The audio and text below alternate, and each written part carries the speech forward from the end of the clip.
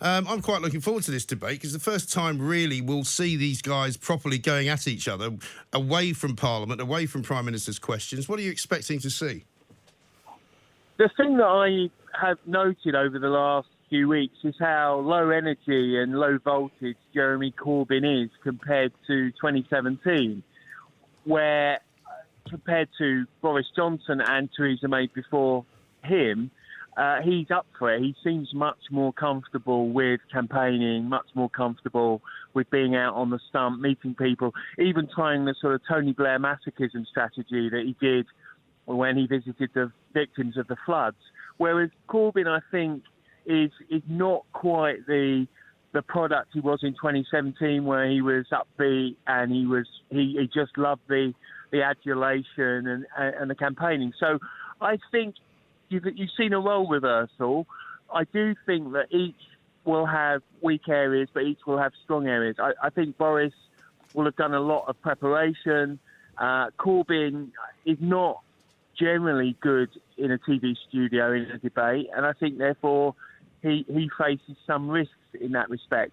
Boris, again, in allowing himself to go head-to-head with Corbyn, also is risking a problem. If Corbyn turns in a fantastic performance, that could alter the game plan. Does it depend on which sort of tack he takes, as it were? Because a lot of the criticism of Boris Johnson that we see in television interviews with various politicians of various different parties is that they attack him as a man who's not to be trusted. They say that, he's got all these disappointed women in his wake, that he's got all these children that he won't admit to having, that he's got this kind of reputation of breaking his promises all over the place.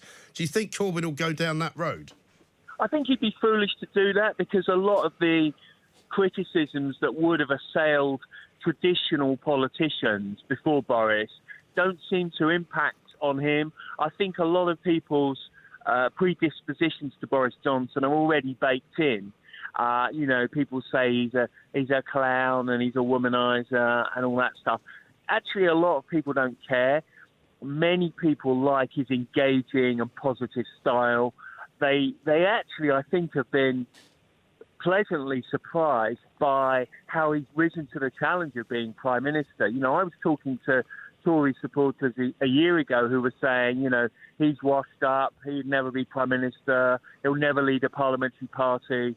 And he's confounded the sceptics and done an amazingly good job in the last few months. And also, Corbyn by comparison, is still under a lot of pressure from his own parliamentary party, and is still assailed by this enduring issue of anti-Semitism, which is going to be a problem for him. Yeah, exactly right. And what I was going to say was also the thing about Jeremy Corbyn going down the sort of, if you start attacking somebody's personal life, their private life, their family life, then you kind of run the same risk of them doing that to you. And I mean, many people don't talk about Jeremy Corbyn's private life very much, but it might not be that people would want to know too much about that either. No, I mean, he's had 3 wives. His friends are extremely dubious, to say the least. To call Hamas, Hezbollah, the IRA, and various other people who do not have Britain's national interests as their priority, his friends, is a difficult issue. He obviously got away with it in 2017 because he was a new kid on the block. He looked like a sincere, principled, magic grandpa figure. He's, I think, seen by many, many more people now as a lot more sinister and pernicious a figure.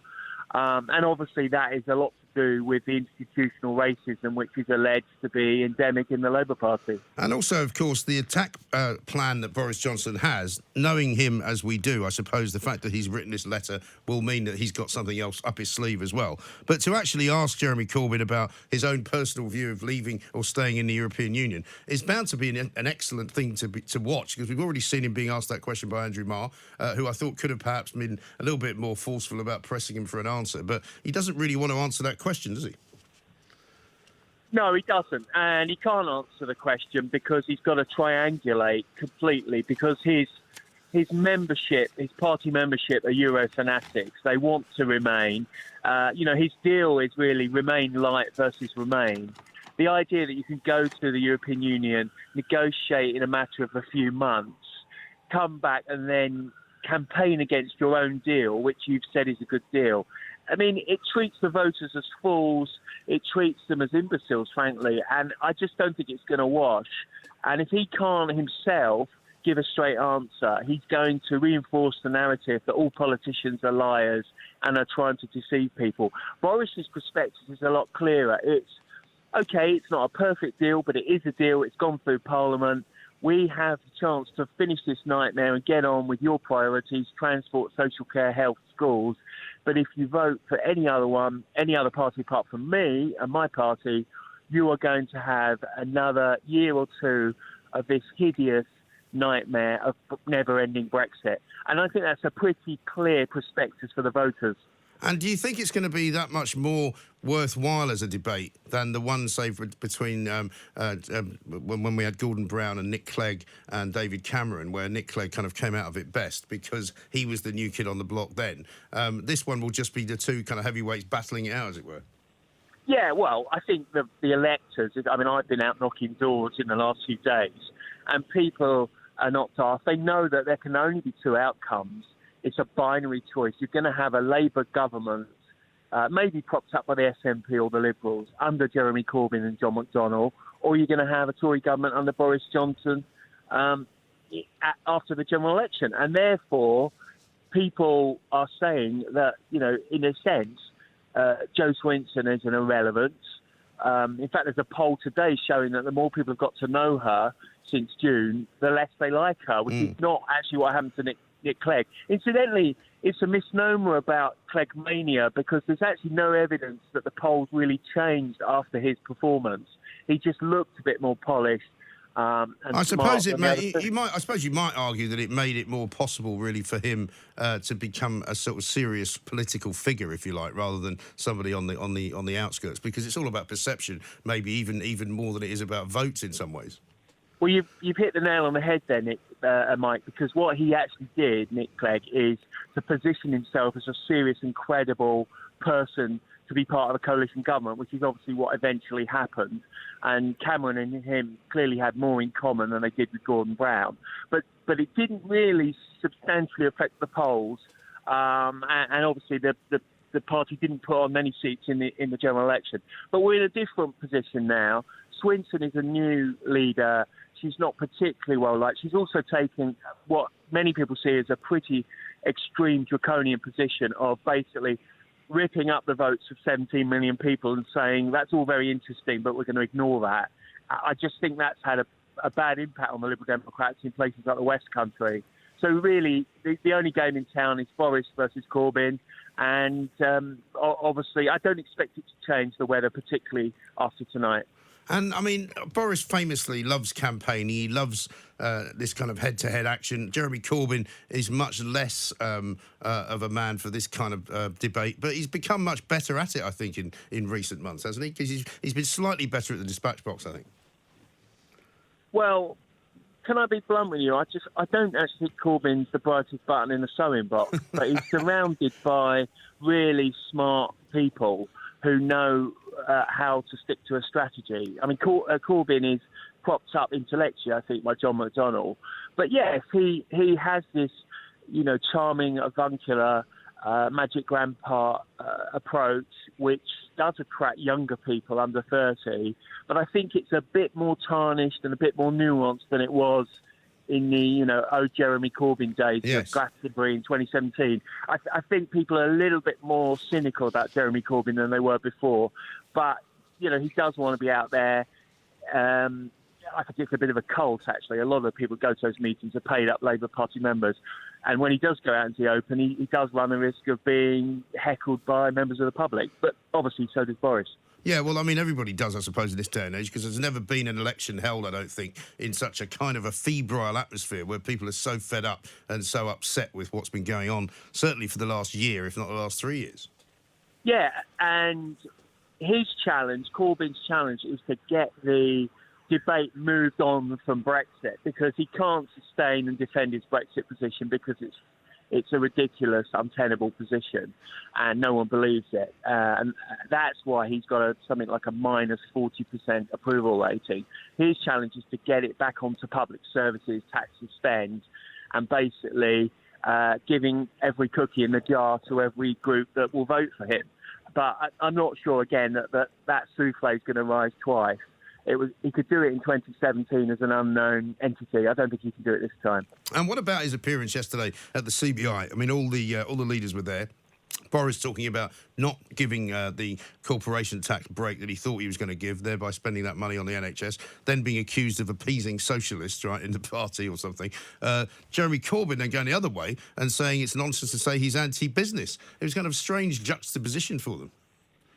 Well, Mike, I always work on the basis if the CBI thinks it's a good idea, it's usually a very bad idea.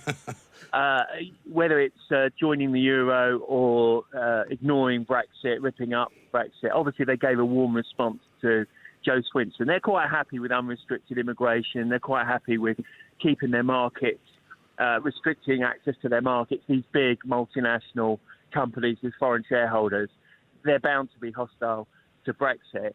But I think Boris is right not to go through with the corporation tax cut. We've got one of the lowest company tax rates in the OECD, probably the lowest in Europe, I think. That money could be better spent.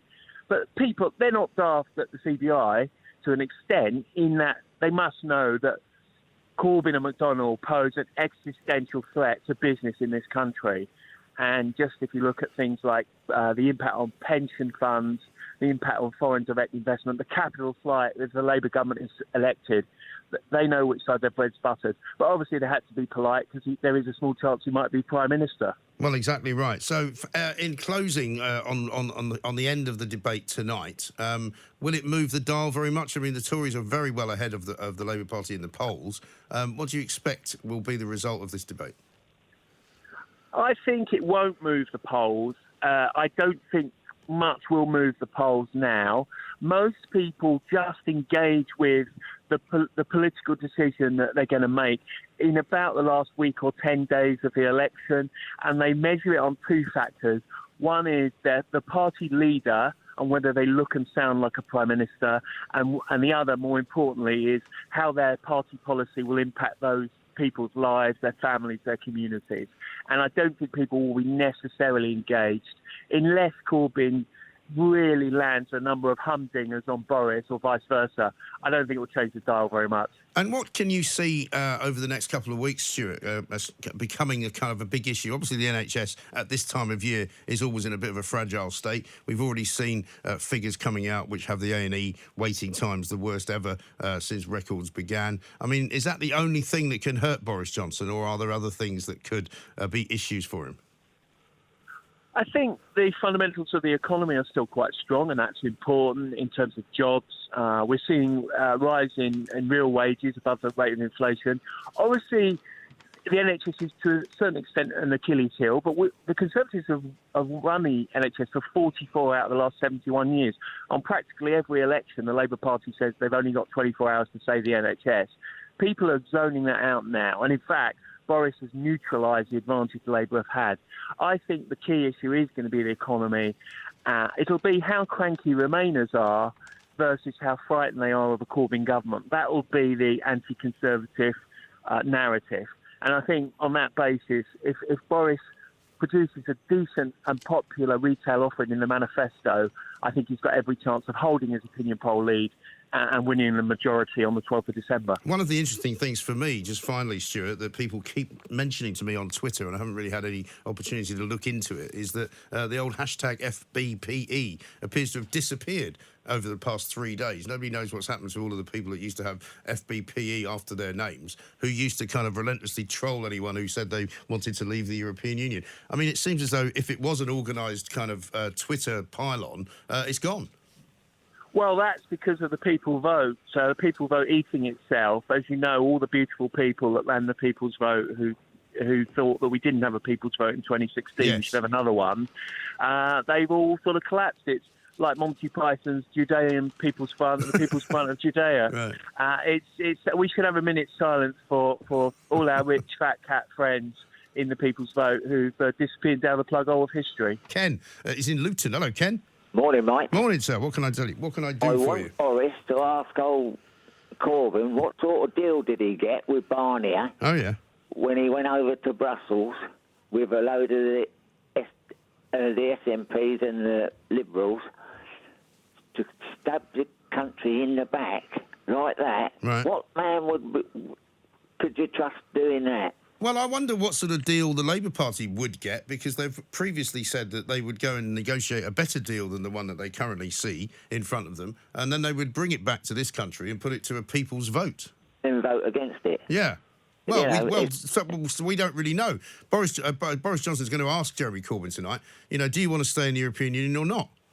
Yeah, but that's the sort of low life we got as MPs, isn't it? Because, I mean, they was stabbing them in the back. Even their own party, Dominic Grieve, going over to Brussels. Yeah, I know. Extraordinary, isn't it? Glory. It's extraordinary. It's going to be a very fun evening on December the 12th, I have to say, because we're going to find out whether all these people are going to be losing their way and not getting re-elected to Parliament. Ken, thanks for kicking us off. Simon is in Orpington. Hello, Simon. Hello, Mike. Good Hey. to speak with you, mate. Yeah, good to speak to you. What do you want to say? Right, so these debates this evening, just my 2 pennies worth. I think Boris is going to win it. I think they are important because you're not just playing to the people who are going to watch it and analyse it, every word. You're playing for the headlines. I think Boris is going to be convincing because he's just going to hammer this message home of get Brexit done. I think that's going to resonate with a lot of people. I don't think he's got a walk in the park, though. And I was interested in what you were saying. He's not quite the orator that people make him out to be. And I think he's got to be careful here. If he just uses words against Corbyn, like he's a Marxist, he's a socialist, and that kind of thing, I don't think people really understand what those words mean as such, because most people are just busy going about their lives. They're not interested in the philosophy of Marxism. No. So I think... Go for it. No, I was going to say, I think you're absolutely right, but I think he's going to try and target him as a man who just won't tell us what he thinks, because the way that these questions are being tabled, it looks to me like, are you for staying or leaving the European Union personally, which Corbyn has refused so far to answer? Are you for freedom of movement, which you used to be, or are you against it, which you also used to be? Definitely. Yeah, he's got him there, and he's going to use this phrase. We know the phrase is going to be dither and delay. Yeah. I reckon we'll hear that about 10 times this evening. I think they've both got to be mindful as well, not just to go after each other. They need to actually unite their own side. Because if you think about it, to go from Corbyn to, from the left to the right is quite a jump, but they've also got to play to their own side. So Boris needs to obviously defeat the Brexit Party, whereas Corbyn needs to be thinking about Lib Dem voters. So if they get both tied up to each other, they'll forget where the real fight is, because they're playing for a majority, aren't they? They need this majority. They really do, yeah. That's an interesting point. Well made, Simon. Thank you very much indeed. You can join the debate, of course, right here, which is the big debate, not the one that's happening tonight between Boris Johnson and Jeremy Corbyn. This is the one that we have every single day that you can be part of. Big question tonight from Boris Johnson to your colleague Jeremy is going to be about the European Union. He's going to ask him, supposedly, if he personally wants to remain in the European Union or leave it. Do you think he's going to answer it? Yeah, so he'll set out Labour Party policy, which is basically when we go into government, we'll negotiate a new sensible and credible deal, and we'll put that before the British people as well as Remain, and the British people will decide it. But what about his own opinion, though? Why won't he answer that? Well, we've got to wait and see what deal comes back from the European Union once we've negotiated that. Then the party will meet, we'll hold a special conference, and that decision will then be made by the party, and Jeremy will respect the decision of the party and implement whatever comes out of that referendum. So does it not matter whether he wants to stay or leave, then? Well, I think it's important that what he does is he's a Prime Minister who's willing to bring the party, the country together, as he's done the party. It's a matter of we need a consensus builder in government now, and that's exactly what Jeremy will be. What's your view on leaving or remaining just personally? Well, we'll see what comes back to the EU. I've always said I can't see a better deal than Remain, but let's see what comes back. We'll put it to the people, then we'll implement what the British people decide.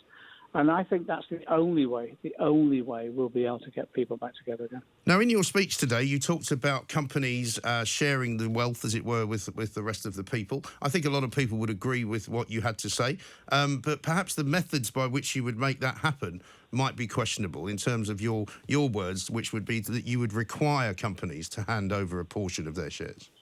Well, we've been arguing for a long time in this country that we need a stakeholder economy where everyone has a stake in the economy and has a stake in their local company that they work. And one of the ways of doing that is, well, transferring a small number of shares to the workers themselves.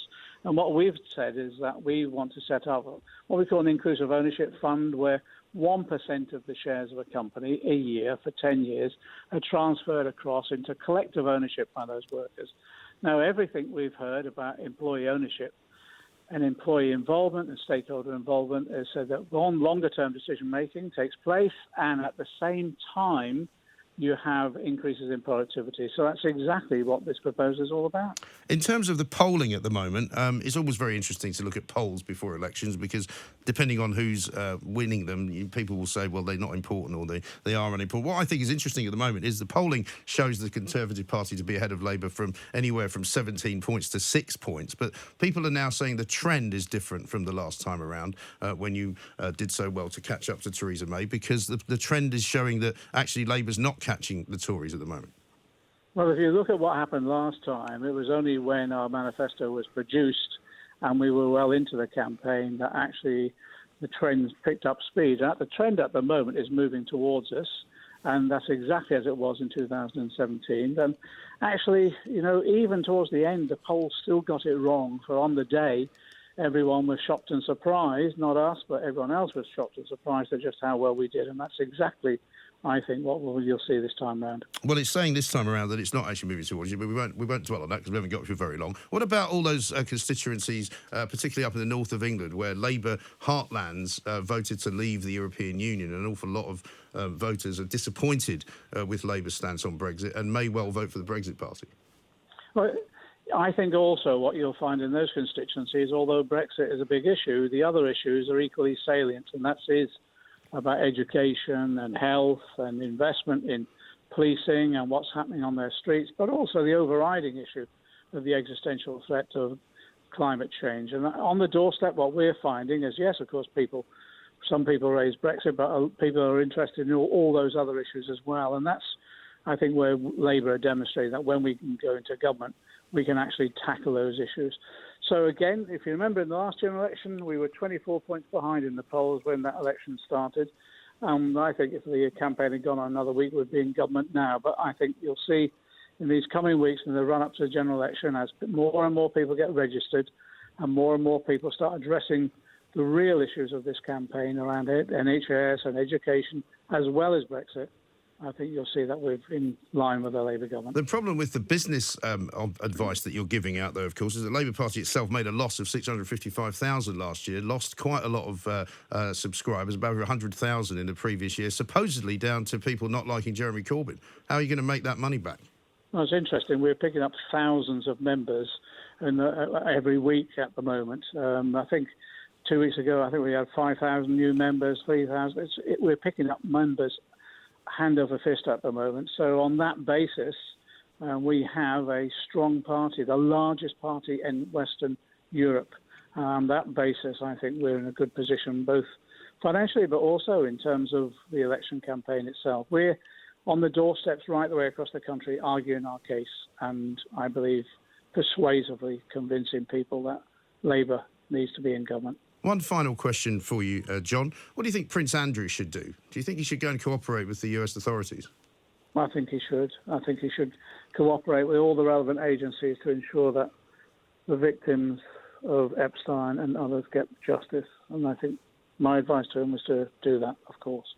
Let's talk to John, who's in Swansea. Hello, John. Oh, yeah, Mike, how are you doing? Very well, sir. What can I do for you? It's a pity that John McDonnell's already gone, because there's a question I'd love to either put to him or Jeremy Corbyn. Yes. They reckon that if they get into power, within 3 months, they're going to totally renegotiate the Brexit deal. Yes. They're then going to put it to a party conference, which to get that party conference together is going to take them a little bit of time. Right. And then they're going to have to put a referendum to the people all in 6 months. Now, the Electoral Commission reckon that the quickest that they could possibly put a referendum together, once they know what the questions would be 24 weeks, which is 5.5 months, give or take. So how does he plan to renegotiate the Brexit deal totally, have a conference, and then run a referendum all within 6 months. Well, I don't think they can. It's quite simple. The bottom line It's a is total that... impossibility. Well, it is. They're I mean, lying about it. you're talking about more kicking of the ball into the long grass for what can only be described as at least a year, I would imagine. Oh, a minimum of that. So, and then, of course, they're over the limit at the end of 2020. Well, that's right. Of the consultation period. Hmm. So it's a pity.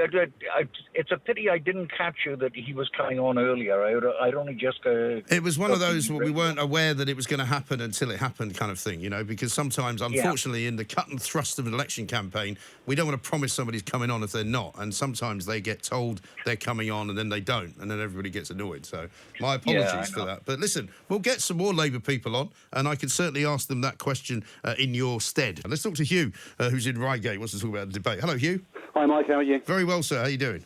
Yeah, I'm fine. Thank you very much. What's going on? I was just ringing to say what I hope to see tonight from this debate is some sign that either of the two gentlemen concerned had any idea how to put this country back together again. Well, that would be nice, wouldn't it? It would. I mean, so far we've had, sound bites and, endless promises of cash and free broadband and free whatever.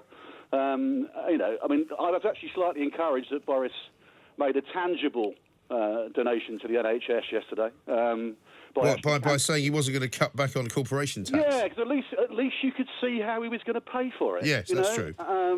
They're all kind of at it, though, aren't they? I mean, they're all promising us all sorts of things. I think we've just kind of glazed over at this point, Well, it's clear that our political elite think we're stupid. Yes. That 3 words put together and repeated time and time again, or, stupid promises of cash. Well, or in the case of, because I have to be sort of reasonably balanced, right? In the case of Boris, it's get Brexit done. In the case of Corbyn, it's Trump Brexit. Exactly. It's all labels, isn't it? Yeah, it is. And it's back to the sort of referendum in the first place. It's scare tactics, and they'll do this and they'll do that, but no one is actually saying how they're going to solve the problem of 52% of the people being against 48% of the people. Right.